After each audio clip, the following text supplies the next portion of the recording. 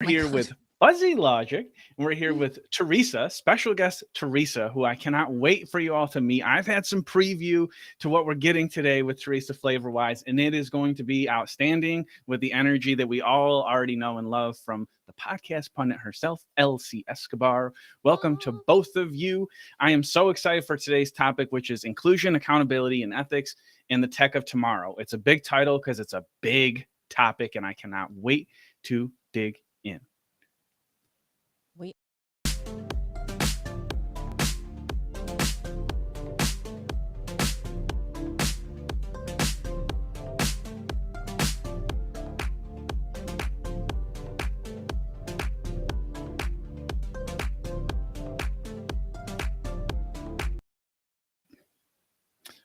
Thank you, yay. Bree, for that lovely intro. Yes, we can, Teresa. We can see how many people are Okay. live with us in the counter, but then we miss everybody in LinkedIn, and we do miss a lot of people. The analytics collection of Restream is not super accurate. So I will be in the chats at numospec.com and also on LinkedIn to make sure that I'm and Bree are able to balance everybody's questions that are coming in. That's a great first question. Thank you. Teresa Gonzalez Lavoco of Latinas from the Block to the Boardroom is here with us. And of course, Elsie is. And I would love it, Elsie, if you would introduce today's topic, which you did such a great job crafting and pulling out the hard on. Over to you. Oh my gosh. Well, I think that one of the key things that keeps coming into my head is all how fast the AI business is happening as of late. It's something that just gives me little bits of panic here and there. I'm like, oh my God, oh my God, oh my God, because it feels like you are running behind stuff. And I wanted to have a much more nuanced conversation when Gordon, who is our illustrious other co-host, was not going to be Mhm. here today. And as I was thinking about who can I have a conversation around this, Teresa Gonzalez, lady, you popped up into my head. You are such an incredible knower of all things in terms of you being in Silicon Valley and in your experience working in the tech industry, and you being a Latina, and you being in the ground floor with a lot of the development within these companies, these tech companies that we often don't get a like that view.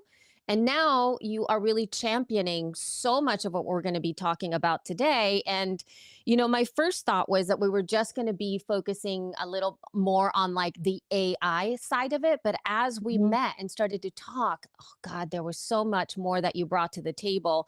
So we're actually going to start by heading it right over the head with marginalization in the AI industry, which I think is something Yeah. that was so key to our conversation when we started to talk about this, because lots of people are often, putting things into the chat bots and not getting, appropriate results, possibly, or things that Mhm. seem to be reflective of the reality that we face, or in fact, maybe they are exactly reflecting what culturally are probably the least things that we want to continue to cultivate. So you brought today about the dominance, especially when it comes to search and the data that's already showing up in Google, Yeah. and the lack of diversity in tech companies in the leadership positions. Really, can you talk a little more about what that kind of an impact would be for us? Yeah. So thank you for having me on the show and coming to you from the Bay Area. So been out here for about 30 years. And yeah, just thank you for that lovely introduction, Elsie. And this is a big topic. And you know, it just seems like it just popped out of nowhere, right? Like, oh, AI, hey everybody, this is a cool new thing. But it's been around for a long time. And a lot of people don't know that. And it's just been a way for I like to think of it as a pressure valve to be released because of all the data that's been aggregated over the decades of being on the internet, right? And so when I was there in Silicon, I worked at some of the biggest companies, and a lot of the things that I saw was very much like, why is there, why am I the only Latina, or why are there only, Why do I not see any, African American folks, or what's going on? And so anyway, there's a lot there to unpack, because a lot of us that do get into the situation of working in tech, we have to code switch, which means we have to kind of let go of, our authenticity of what we're talking about today, right? So how we fit in, how we get in is kind of a bigger topic, but that's also relevant to society and how they see us, right?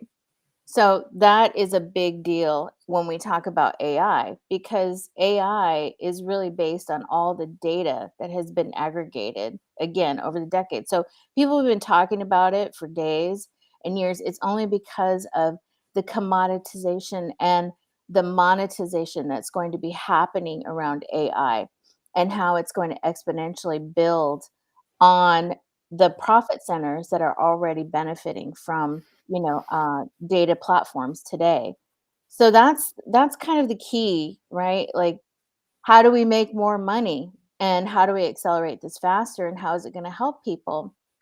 So Elsie, when you asked me to be on this broadcast, it was, very interesting that I talk about this. I've been talking about it for a while. And to be even more realistic and crystal clear, women of color that are PhDs and doctors and, academia have been talking about this for years. And it's just starting to come out because of the fact that when we are raising our hand for accountability in the space, like, hey, are we thinking about this community? Are we thinking about this marginalized group of folks? Why are we not hiring more people of color for product teams? Because this will help us in understanding more of the behaviors, or how we will be protecting communities. We get fired for that. We get moved to different teams, and it's very apparent with Timit Gerbru, excuse me, who got fired from Google, and she was specifically hired to raise this ethical issue. And she was hired out of Stanford with a PhD in ethical AI computer science.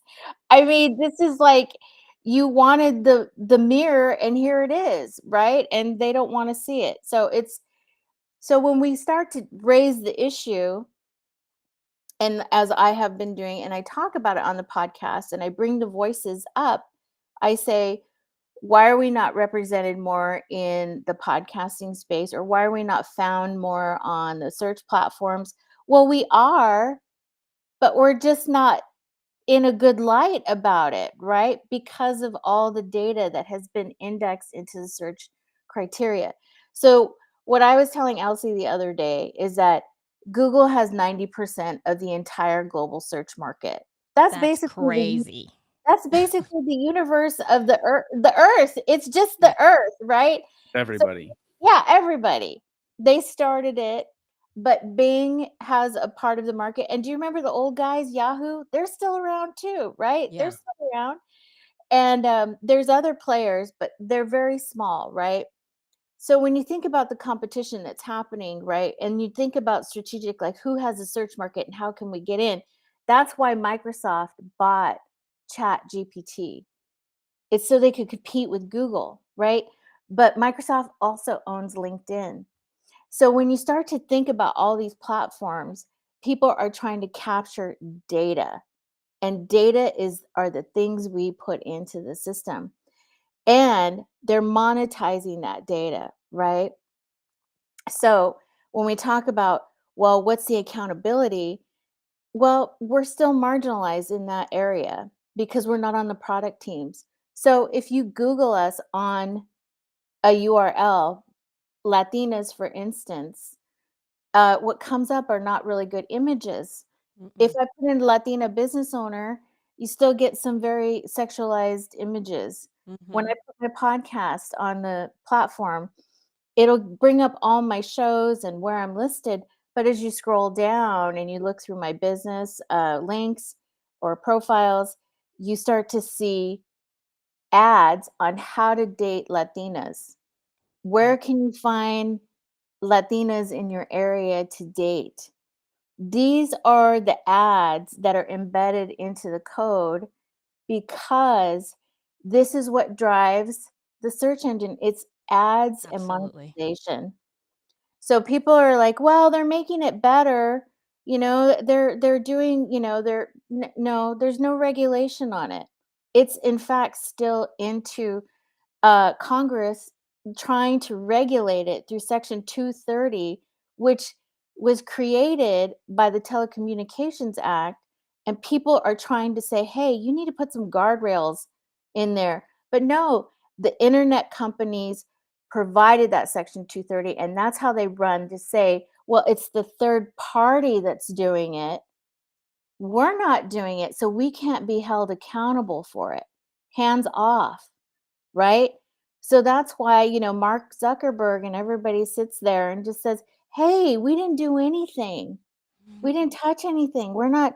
But you know what? If they had people on their product teams, if they had people in leadership that were people of color to say, hey, this is not right. We need to talk about this. And believe me, there have been people there because I was there. They were dismissed. Like, don't tell us anything. We're making billions of dollars and we're competing with Google, and Google is saying the same thing, right? Like, we're owning this market. So we're commoditized and profit centers for a lot of these things, and we don't have a seat at the table. Until we have a seat at the table, then that's when it starts to become better. Yep. So there I you go. can I ask a follow-up question, Teresa? You can ask anything you want. I would like to know. So I had this question when the big tech started laying off, because as a small business owner, my instinct was, who are they firing so I can go be their friends? Because in my head, it's like those people are going to have some motivation in their heart. But I Mhm. wondered also who they were firing, because they laid off so many people at those Yeah. companies. So I assumed, because I've consulted with big business, that they probably laid off HR and admin first. Is that what you've experienced as well? Is they're laying off DEI and HR, and like, where are they cutting? And is that part of the equation that this big turnaround or this big turnover in big tech is really hitting people the hardest? Yeah. So, they're trying to cut, where they saw, where they hired the most during the pandemic and a little before, right? And it was a lot of service, kind of customer service, like you said, HR, because they're like, we need to hire more HR so they can, recruit more people. We need more customer service people because we're getting more orders in and we need people to, pick up the emails and, but they all have to understand when they go in that there's a lot of technology behind those, behind that role, right? They have to understand platforms. So they are getting into entry level positions, and that's where you start to cut the fat. And so that's where they're like, the bottom line Mm. is, and then also executives and teams that aren't making their number, right? I know about this because I was a part of those teams. And when we're not hitting a goal, right, under a big profit center, it's like, well, how they have to have a strategy meeting that you're not a part of. And you just become one of those, sorry, you're on the chopping block because your team didn't make the entire, number. But that could be for a number of reasons, right? They bought a new product that, didn't have a great, go to market strategy and execution behind it. They didn't get enough funding for, their partnerships to have strong marketing, initiatives. I mean, it's a lot of things, right? And it's like, oh yeah, you can blame everybody else, but it's like, no, they don't care, Yeah. because that's an expense at the end of the day that they can Hmm. write off. And that's where they start to build in their profit margins. So to go back to your questions, a lot of people of color get hired as contractors, and also when they come in as a tech executive, or not a tech executive, but a tech, person, it's usually that first line that gets cut. You have to have a lot of business skills, a lot of business acumen, I should say, and technology knowledge to really get in above that. And not only that, you have to build social capital. Now, these are the companies down in Silicon Valley, right? Hmm. But I want people to understand, with tech knowledge, and if you get a certification, because Google will say, hey, you can get a cloud certification for free, or you only pay, a certain amount of money. but you don't get in after you take those courses. So I just want people to know there are many industries that need tech people, like hospitals, um, manufacturing, education, like school districts. They need folks with those skill sets to help them innovate and to help them bring in more ideas and new technology, because those are the industries that are lagging, right? Silicon Valley is going to be fine, right? It's these other industries that Mm. need innovation. And that's where I want to tell people, don't get discouraged. But that's where we start to see the leveling up of data and information that starts to say, hey, we're not low wage workers anymore. We're not seen as just a marginalized community. We become innovative. We become tech savvy. We become knowledge creators. And then we also start to change industries, right? So that's the narrative I'm trying to bring in with my podcast, and also to tell people, because that table over there is far away, and the door is too small, and the representation is limited, if any. There's less than 4% Latinos across the entire tech system, and That's Google has bonkers. 90% of the search market. So just put that in. I mean, I'm not saying 4% of Latinos are even in It's just Google. 4% of That's their across the entire employment base. tech industry of how many people, and that's, women, and then you go men, and then, when you start to break the numbers down, it just gets really, Yeah. fuzzy. Yeah, no, I think that's exactly it. You can follow the numbers. If you follow metrics like that, then you have questions, and the questions are like sometimes not that fuzzy. They're fuzzy because nobody tells us, and we talk a lot about on our show the transparency and the disclosure piece. It's like, just show us your business practices, show us your data policies, like be more transparent with that type of stuff. And I think you mentioned the podcast industry. I want to throw it to Elsie on this thing that Tamara said. They really don't speak to, I think, what you've both brought up, which is they have to be us in order for that not to be true. Yeah. right. I think podcast does better with that, right? Than most media. Sometimes it does. And I want to I have two things to say. One of them, yes, mind you, there are a lot of non-white cis males that are podcasting. There's a lot. But unfortunately, Yes.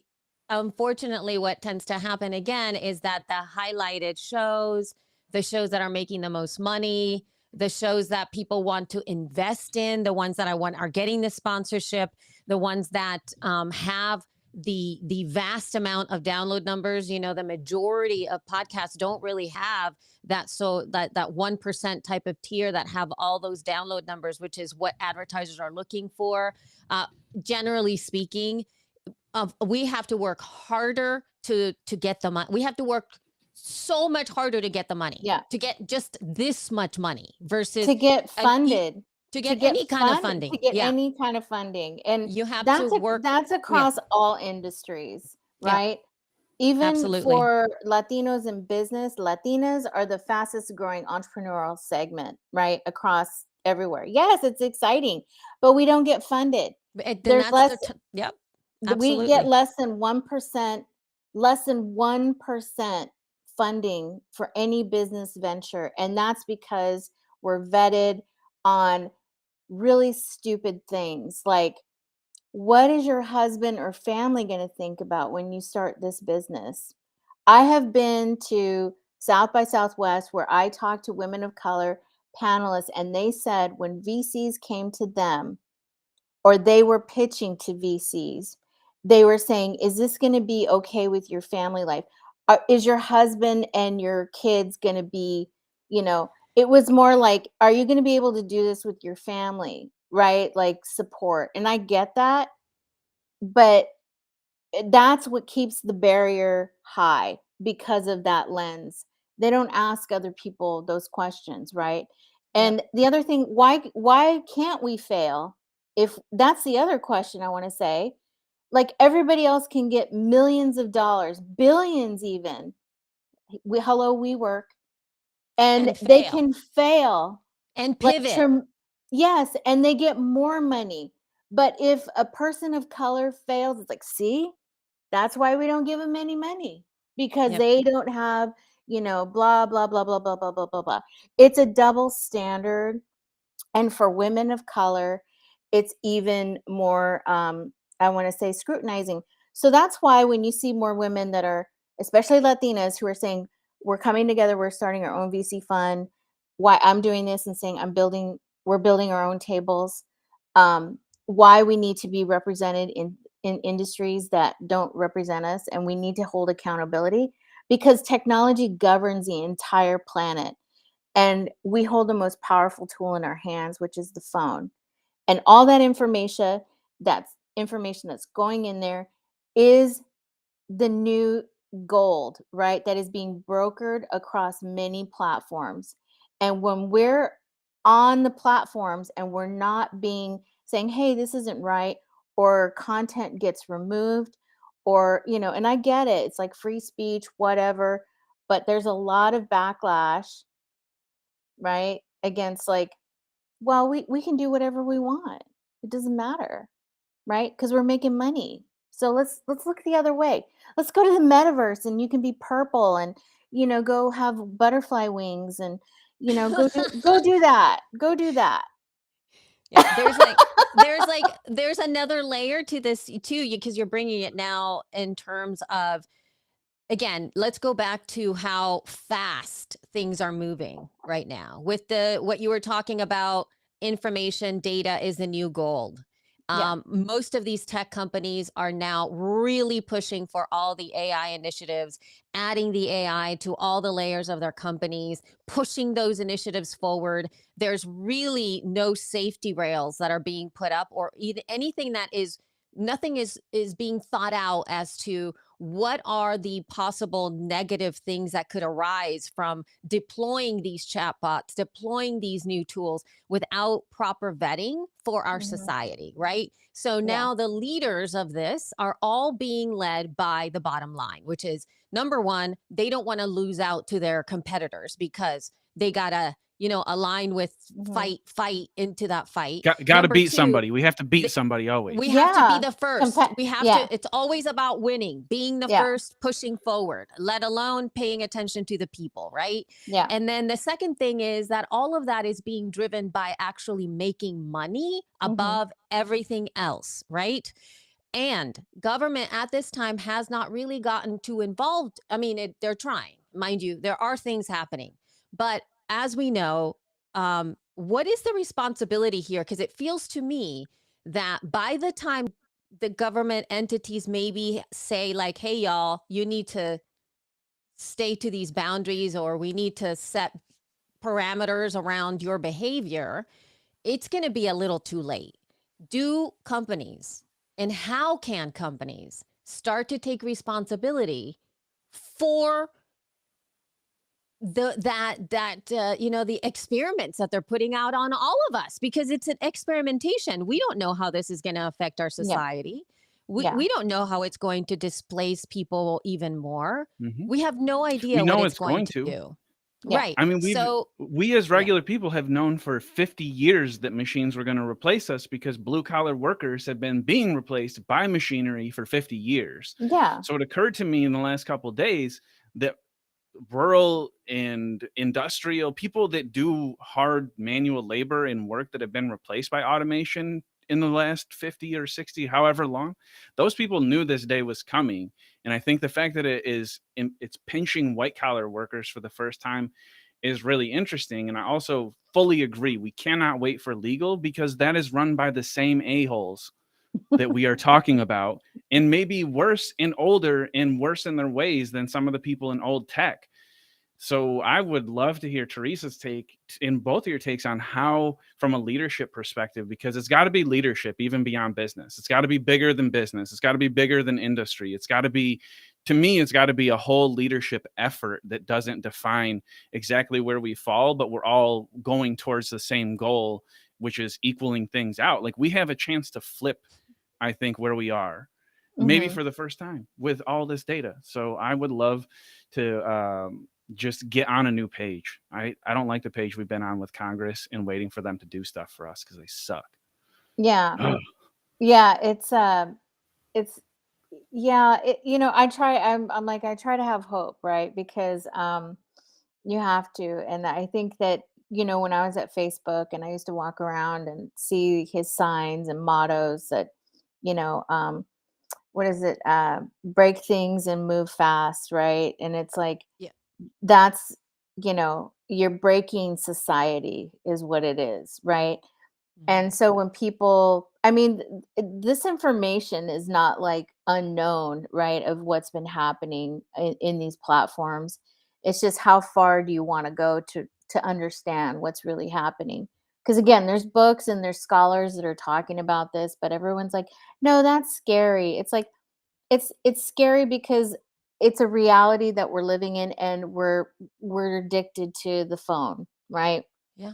And when we go to Congress and we say, or when Mark Zuckerberg, when he was being held, right, for accountability because of what happened in the elections, um, he just sat there with a shit-eating grin, like, yeah, we just sell ads and la la la, going back to that Section 230 because it was third party, and we don't know what's going on.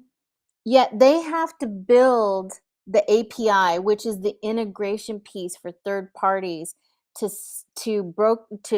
transfer data back and forth. So it's not like they don't know what's happening. But the thing is, Congress and everybody in there is so old. The majority of them are so old. They don't know about this type of stuff, right? They don't know. They have assistants that are like, my niece's age that are helping them do all their technology for them because they're like, it's too much. Those are the people that need to be running for office in the next few years. Those folks, people of color that are in those roles, that want to get into government and politics, that have been brought up with technology their entire lives, those are the folks that are going to change the way these systems and platforms are governed because they understand it. They know their communities. They're on social media. They know these platforms like nobody's business. That's why Mark was sitting there laughing, like, you guys are never going to figure it out. But when you have women like, Alexandria AOC, I'm going to just say it because my tongue Yeah. is twisted right now. But Alexandria Ocasio-Cortez, who's in there, who knows what's going on, and she's bringing up very top of mind topics that people don't want to think about, especially climate change and also technology. People don't want to hear that because they think she's like trying to bring things down, right? It's like, no, these are the issues that are hurting our communities, and we need more folks like her to be in those representative roles, which more people of color are coming in, and they're raising their hands and they're saying things. And look what's happening to them. They're getting ousted, right? They're saying no. And then people are bringing them back because we cannot have the things the same way they've been for the last 50 years. The change wave is happening now. And with technology at the forefront of all of this, we need those folks there to be championing us and holding people accountable. And that's just the reality, because it is becoming, the gap is getting bigger. And to my knowledge, it's like they know that the more power we gain, but how do we accelerate technology? We're using technology the most. So we know what we're doing, but we just have to get in. And when we can't get in, that's where I say we have to go the other way and start doing things, that are going to work for us. I mean, it's not like we don't want to partner or work with you. You can buy us at the end of the day. See, you could hire us, be cheaper, but then you got to buy us for millions of dollars. Sorry. That's just the way Yeah. it works. I do have I have a concern about the cognitive experience that a lot of us are having, even as we start to think about it from the perspective that you're putting out, Teresa.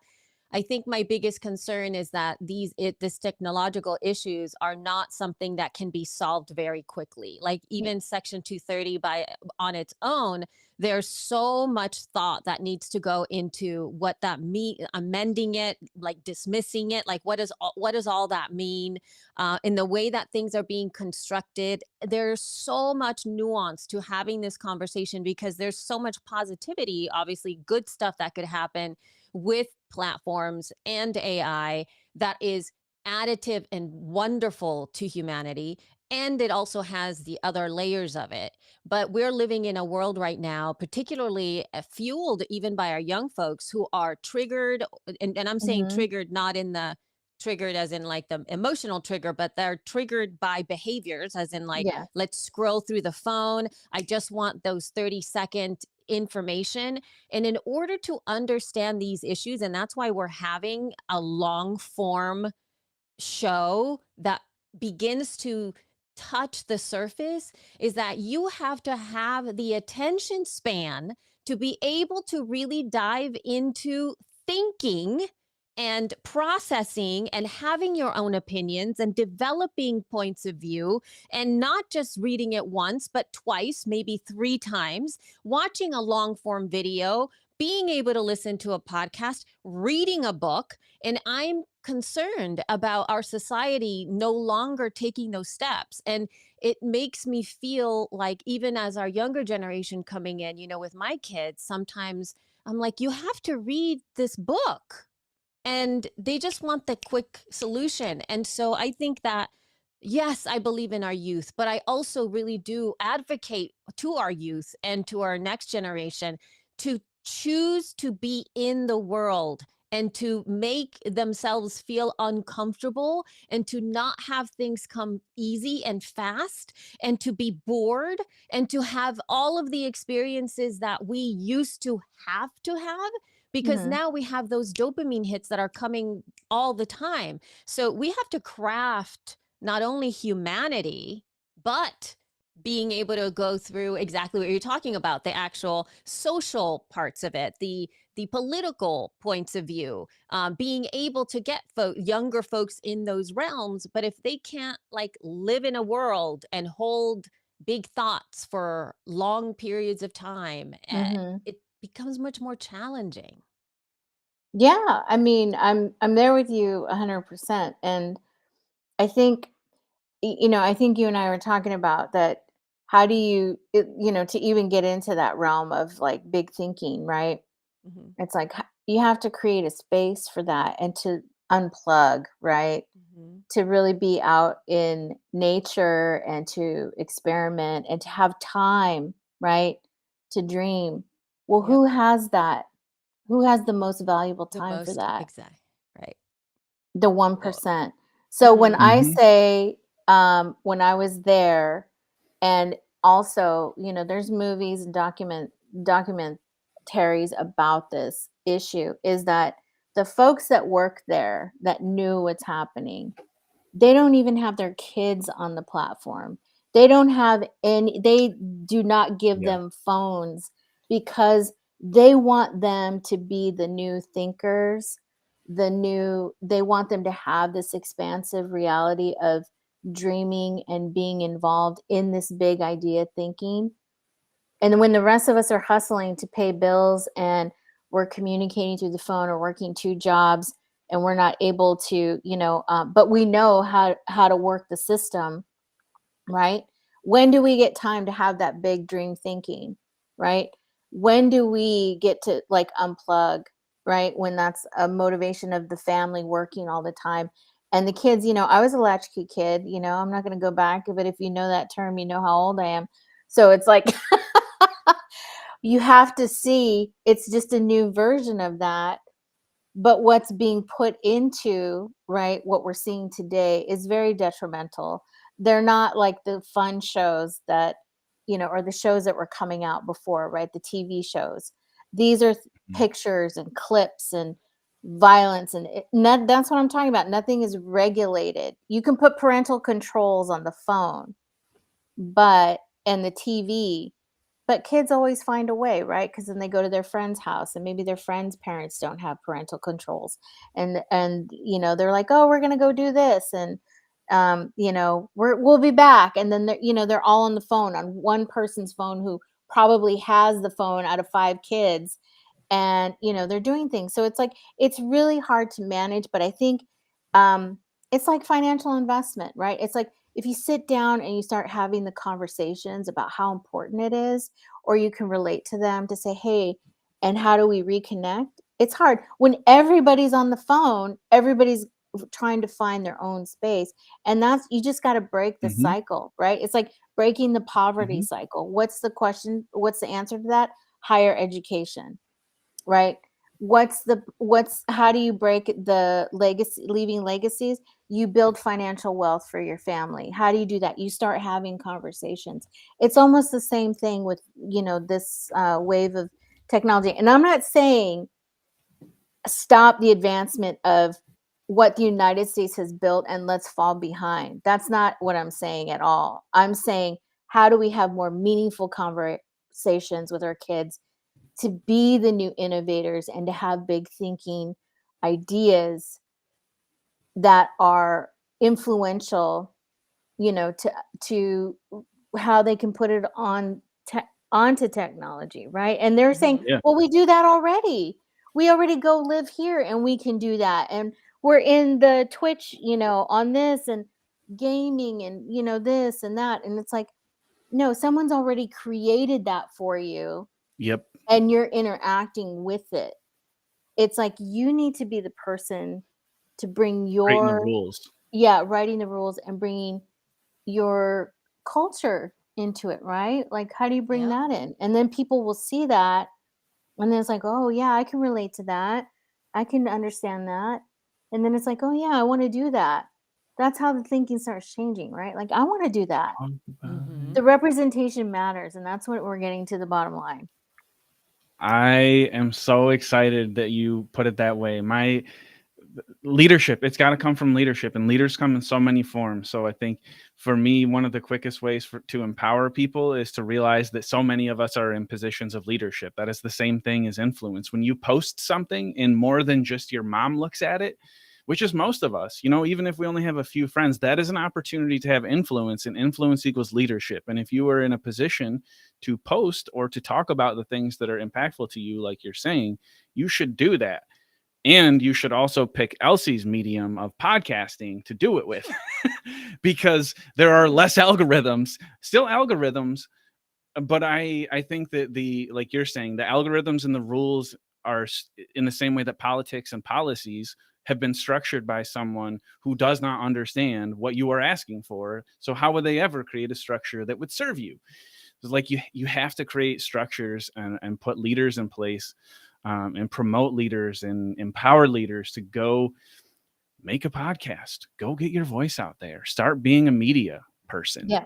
Well, That's there is that. But then when the industry is asking us to put, show notes and transcriptions, which is all through the internet on your website, and you have the SEO criteria, which is the search Mhm. engine optimization piece. Again, it's triggered by the indexing of what's behind that platform. So I've talked about this at conferences at Podcast Movement, where I've said, I have done this because I want to put content on my website. I want to put the show notes in where people can find the content that I'm talking about, which was the elevating of the imagery of Latinas as business owners, entrepreneurs, higher education, wealth creators. Help me find this, what how to structure this through my website, which was sitting on a third party. Here we go again, right?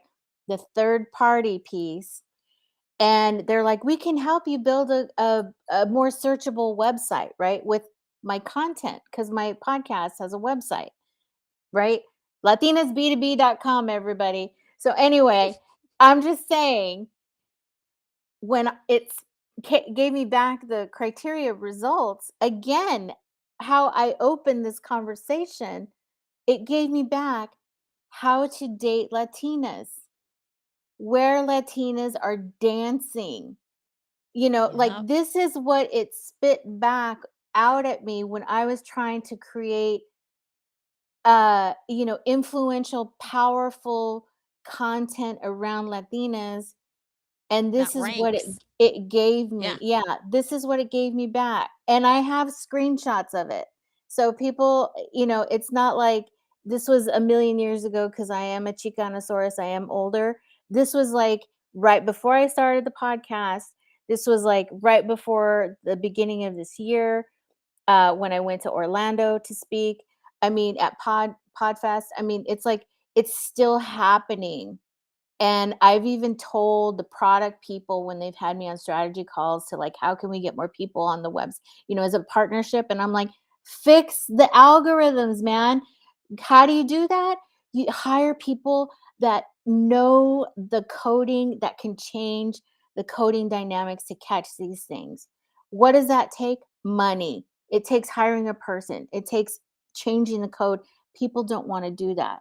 So when Right. we're talking about leadership accountability, it's the bottom line and they don't want to do it. So I mean, maybe they will, but I'm just telling you, it still happens today. So this is a big impact to our communities when we're trying to change things. And so the accountability is we're showing it now. Like this is still what's happening. And it is, it's still happening. I I talk think about it all the time.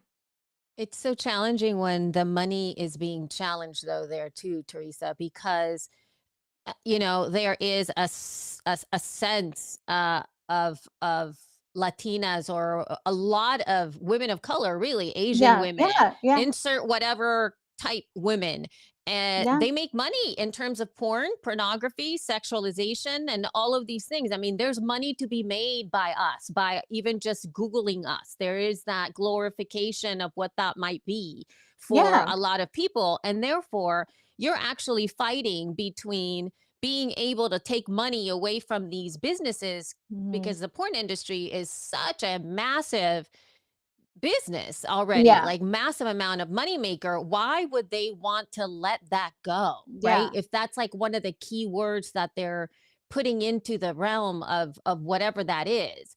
And Mhm. and it's so hard because in you're now talking about having the algorithm being addressed for a small bit of search. I'm saying small bit, but you know what I mean, like in terms of something that is not really worth fixing because we're trying to make all of this other Yeah, money right, against this other company who's making all the money from right. those results. Yeah, So why should they care? And that's where it's so challenging because that means these businesses literally have to say be good, right? And yeah. just do it because it's the right thing to do versus it's the right thing for their bottom line.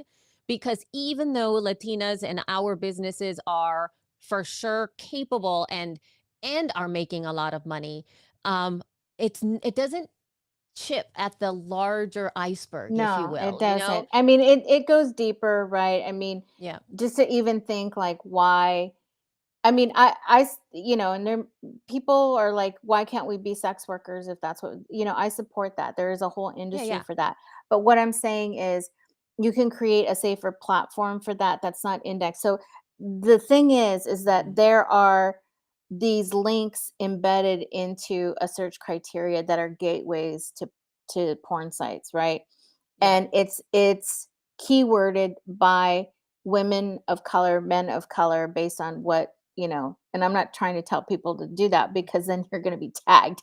But what I'm Mhm. saying is that that part of it is what's, when you think deeper about it, like why are women of color more hypersexualized and trafficked and in the porn industry? Well, it goes way, way, way, way back to colonization of, people of color being here and the marginalization and the proprietary ownership of women of color, right? Mhm. So I mean that's a very deep thing and people are like, "Oh wow, here we go." But no, that's the reality because it's a mental bias that people just cannot undo in one day. It takes learning, reconditioning, and thinking about that to really say, I'm not going to hurt this community anymore, because it's been in peril for generations. So Yeah. when we're fighting back, and people are like, oh, they're just angry women of color, they're just so angry. Well, yeah, because we're the least paid, we're not getting into leadership roles, and we're building communities and we don't get funded. So fuck yeah, we're gonna be pissed. I mean, let us be pissed. I'm sorry. Yeah. Oh my God, I love Sorry, that. I said Okay, the F-bomb on your show. that's all I'm right. sorry. Listen, Fuck so yeah. there's another layer that I want to get to as we start to wrap up our conversation here. Um, the last part that I kind of want to bring to the table is something that I'm a really huge proponent on, and it's that which is access, right? So to me, having access, especially for tech, is top of mind always. I mean, because when I first started podcasting, I was podcasting with the least amount of access in so many different ways. I Mhm. was not socialized to use technology, at least in the way that I was raised. And I was telling you about this also, Teresa, before. Um, my father was an architect and an immigrant, right? So we all came into this country. He's a white collar worker. He was a professional person. And he had to buy a computer for the very first time, kind of later on in his career. And I Mhm. grew up understanding that that computer was something very special for my father. It Mhm. was not something that I got a chance to really touch or use. We didn't really buy too many video games either. Technology was just very extra and very sort of more high end investments. And as an immigrant family, we were thinking more about, let's get food on the table. Let's make sure you have, clothes on. Let's make sure that we get you to school, right? Those are Mhm. basic things that we were focusing on. Yeah. And thus, when I went to to a university where I got myself, student loans and scholarships and whatnot, I didn't feel like I had a hold on even going into the computer room because I Mhm. had never really interacted with computers in a way that made me feel empowered. I felt that they were too much for me. They were too complicated. They were for other people that were smarter than me, even though I had gotten myself into one of the top tier universities out there. There was a disconnection, but I saw that the white folks that were attending this university, which was again a private university with lots of affluent folks in there, they were so comfortable. It took me so much longer for me to Mhm. interact with technology and to really feel like it was okay for me to invest in it. And I earned that money, but there's many of us in our communities who don't have access to the basics, like the Mhm. infrastructure to get online, Mhm. Wi-Fi networks, bandwidth in the home, how many cell phones they have, not having access to a computer, having to go to the library. Mind you, I'm a huge proponent of the library too, but having to go outside of the home to be able to do basic stuff like getting a resume together, right? Mhm. And being able to submit it. And Right. it's just crazy. Do you have any thoughts about, what can we do to start to empower our communities, or even what from the outside in? Is there something that we can call attention to be able to bring a little bit more equity to that? Yeah, I mean, that's a like a presidential question Yeah. right there. That's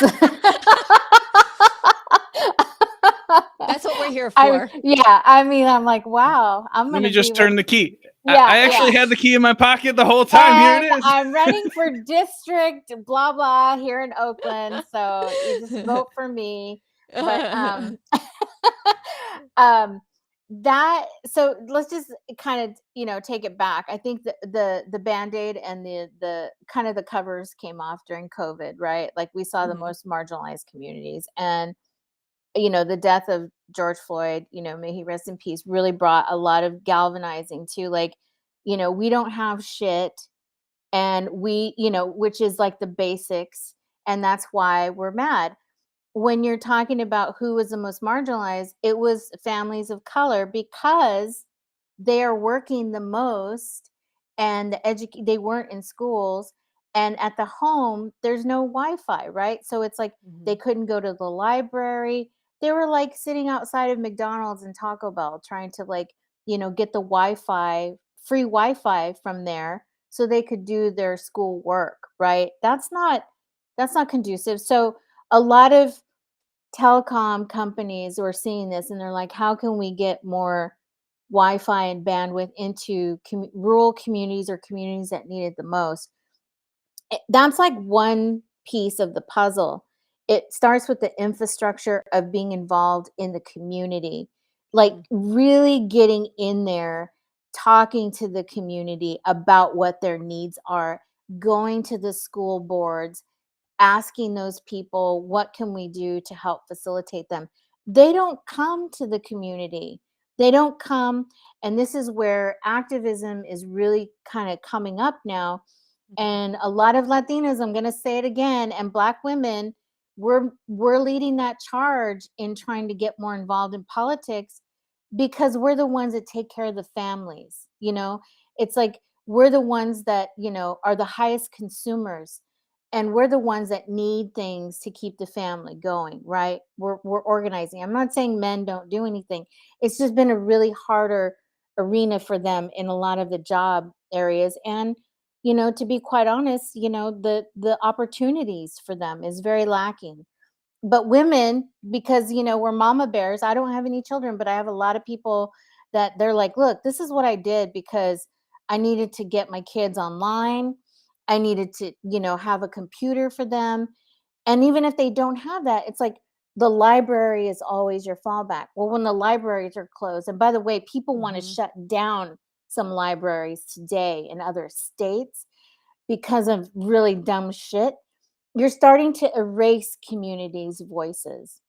And that's where this platform, like podcasting, talking about these issues, which is what I do, and we try to not govern, but amplify to government agencies who are listening, because they're listening. Mhm. Like, look, this is what we're doing here on the ground floor. See us. Nobody sees us, but they can hear us. So when we get thousands of voices together to say, look, here's what's happening in our community, you have to be active. You have to be activated, right? And I know we're tired from COVID and all the stuff that happened, but that's when things start to slip and that's when they take advantage. So it's like keep your eye on the prize, right? Because the next election year is coming and we have to stay on top of our game. And I know it's tiring and exhausting, but that's part of the game plan, right? Is to taste, it's like, I don't know, I come from a legacy of people that grew up through that very pivotal moment of the civil rights. And so having that kind of embedded in my genes and, saying, oh, that's never going to happen again. It's happening today. It's happening right now. And so for us to get activated and using tools and technology today is so paramount. And how we do it today is very important. So I think a lot of us have some of the capabilities, but it takes amplifying and messaging, like the galvanization of what happened, during COVID, for people to move to say, okay, we're going to give this school district, X, Y, and Z. We're going to give this community, Wi-Fi access. We're going to give these hospitals, you know, more vaccines and educational resources to reach out to the community so it doesn't get polarized that nobody gets vaccinated because of misinformation that's getting out there, right? I mean, there's like it's a multifaceted approach, and this platform and how we're doing it today is one way to really get activated and to really, you know, audio is like a one-to-one, right? Mhm. So it's very and visual too. But the thing is, I feel that it's a bigger question, and we have to hold our leadership of this country, to the fire. And it takes all of us being activated, and there's more of us doing that. It's another movement that's happening right now in my mind, and technology is really kind of the fire underneath it, but we have to be smart about it. And I don't know if I answered your question correctly, but I can't. It's a bigger question, like I said, but if we get activated in the communities and we just do what we've been doing, we just have to have solutions to say we need this because of X, Y, and Z, and we affect the bottom line better if we're all on board. Seriously. Yep. I think that to add to what you said, also to not forget how even just a shift in our minds, and if I were to leave our audience with a thought, is that to kind of don't take access for granted Yeah. at any time when you're dealing with almost anyone. Mhm. Meaning, don't take it for granted that they have unlimited, data. Don't take it for granted that they can access your podcast from anywhere. Don't take it for granted that they have the ability to access something as simple as Google Docs. Yeah. Don't take it for granted that they are able to connect and download and see all your stuff through devices. Because I don't know how many of you all have ever tried to use something like Instagram when there is very little cellular connectivity. You're literally going to pull your hair out. And that is Mhm. just a very simple just representation of it. A lot of these companies, many companies are developing products that already take for granted that there Mhm. is minimum speeds already built in and people will have access regardless. They're all thinking we're all getting at minimum 50, megabytes up and down, when there's some communities out there that are barely hitting 5, and Mhm. their ability to even engage with the solutions is out, right? So when you talk to people, make sure you know that whatever resources you make available is actually available for them to Mhm. consume, Mhm. instead of having it be yet again another boundary of you not paying attention to what's going on. Yeah, I think well, it just goes back again to having people on of color that come from those communities or that have the skill set from those communities to be on those teams, to actually be working on the solution with you, because that's what we need, are those seats on those teams, on the leadership teams, and on the boards, because governance is another layer to these public companies. And that's the thing. When you start to ask these questions, they don't like it. So, and that's it. Shouldn't it's the responsibility? The whole onus should not be on us. It's like it's a two-way street, and the owner should go back to the company to say, if you hire people and then they go back to, well, there's not enough people out there to hire, that's bullshit. Because you can go to Tecaria, which is a nonprofit organization on LinkedIn that has over 15,000 people of color that are in tech, that are trying to get into tech, working on tech teams, and they're not getting hired. Or if they are, they're just contractors, right? They're not getting the full wage. And that's demoralizing too. It's like why? Why is that? Why is, it's like because you're at will and they can fire you, like many of us who have held the hand up and said, "Hey, this isn't cool."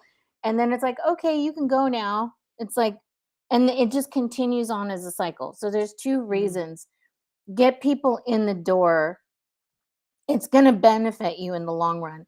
Latinos are not going away. We're growing. And sorry. And so is, the Black community, the Asian community. That's just reality.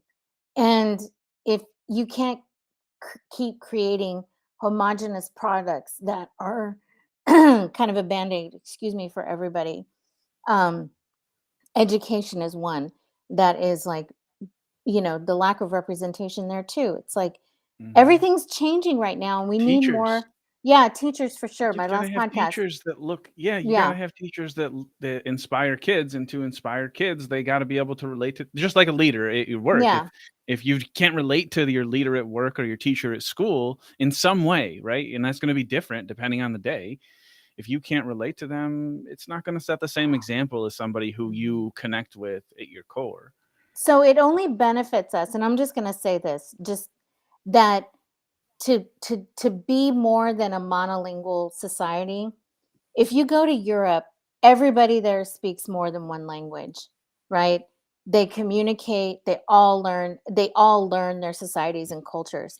Here, if that were the same reciprocal two-way street of learning Spanish, learning a little bit of, Mandarin, how we bring all of that together into products and services, that's like the next level of the US that's waiting to happen. But when you want to suppress all of that, that's leaving us behind. And that's just how I'm leaving this conversation. Yeah, I appreciate all the fire. We lost Elsie to the frozen world. So even though everything today has been heated, The in frozen all world, the that's best. kind of funny. Like Disney? Oh, don't even get me started on Disney. I mean Fox. Right. Was that did you know that Fox owns Hulu too? Oh, no, I didn't.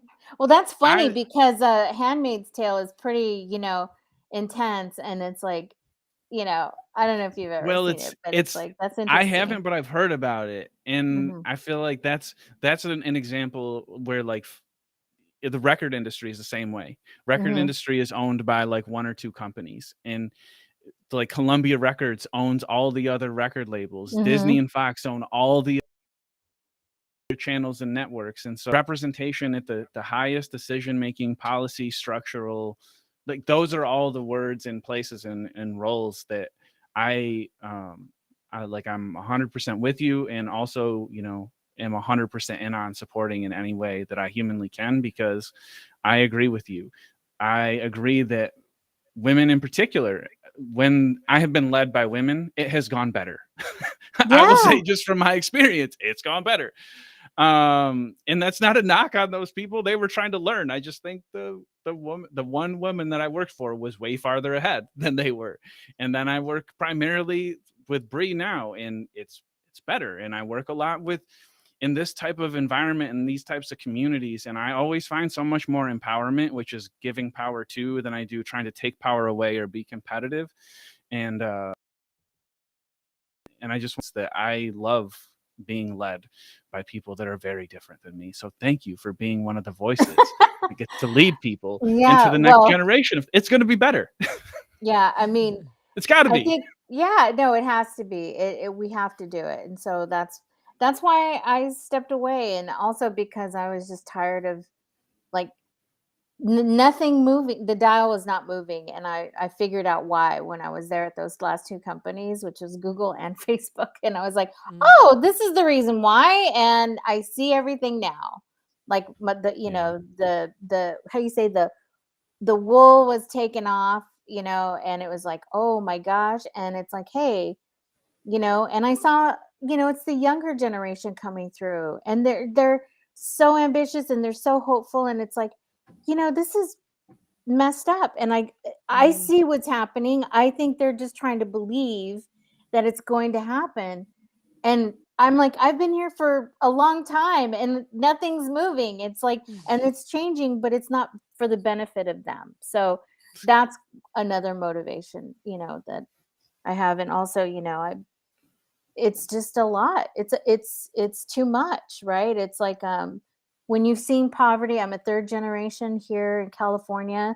And when you know the history of that, this was Mexico up until 1849. So, all those discussions, it's like all the Latinos and the Native Americans that were here first, because we've been here first. It's, that's like, it's not a lie. I mean, I don't know. Sometimes I think people are just like, blah, blah, blah. It's like, no, we've been here for a long time. We get it. Follow us. That's what I keep Yeah, hearing. We get it. Follow us. Oh my This we has gosh. been understand an a little bit more than outstanding. you do. I agree. I cannot thank both of you enough for the time. Elsie, welcome back. Yay. Um, we had I was so happy to take what I hope felt like a backseat in today's discussion. I hope that it can continue. This is a discussion that really should go on for all of like every single day if we could. But I Mhm. think the important part is that people who are maybe watching today take this discussion home, take this discussion to work, take this discussion to your people, whoever the hell those people are, take this discussion to them. Talk about things that are hard.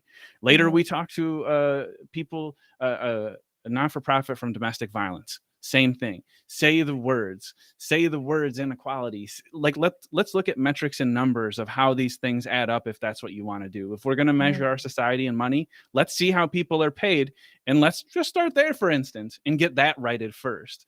Amen, Trevor.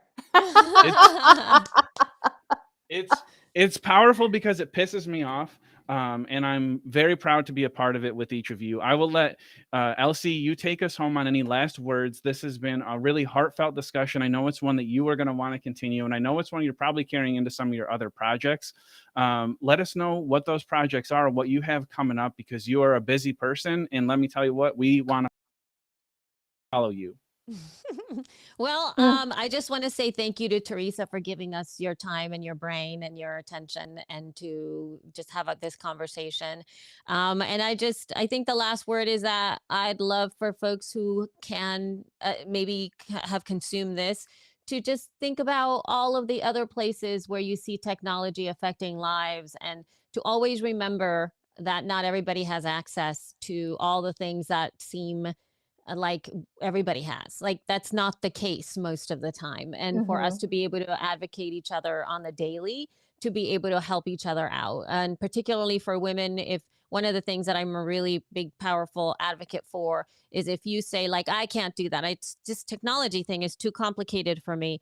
I always like to change that narrative, just simply to get your hands dirty in there and just, stick the knobs, put the things in, test it out, fail, push buttons, and make that it's fun. Just make it fun. Just start to shift that perspective, because sometimes we also get in our own way. And I'd love for us to kind of open ourselves up to just push knobs and make things break and figure them out. It's really not that it's fun. It becomes fun to be able to create things. How about you, Teresa? Yeah, no, for sure. I mean, being in the corporate world for a while, it was like, oh my God, I have to go to a Mac computer if I want to be a creative. Like, I've been on this old, Windows, it's like, whatever, just get in there and do it. Now I love it. It's like, I mean, these are different things, but, the microphone and everything, it's like, I'm learning through, of course, my audio engineer. We share a lot of ideas, but that's the thing. You get to share ideas and solutions, and that's where the conversation begins, and that's where innovation starts happening. Because if someone doesn't make it to what you think would benefit a lot of other people, that's the whole part of, like, filling the gap, right, of innovation, especially to a community that would benefit. I mean, that's kind of, so I'm 100% with you there, Elsie, on get in there. Just, if you don't have accessibility, try to find things that are accessible. There's a lot of community organizations that have meetups. Go old school and go to, like, your coffee shop, and people still put up the poster board on the poster boards, the cork boards, Yep. Flyers and things like that. I mean, Absolutely. that's about as old school as it gets, right? And that's kind of cool. Flyers. I remember those days. You pass out flyers and you get people to come to your stuff, or, there's ways of doing it. You just, again, it's like thinking outside the box. All right. And so, on that note, thank you so much for everybody showing up here today. You can connect with Teresa. I think we're going to put some of your links in the chat there, and you can find me in so many different places just at the Elsie Escobar. I'm happy to connect with you there. Thank you so much, everybody. And then we will touch base with you all very soon. Thank Bye-bye. you. Thank you for having me. You bet. Gracias.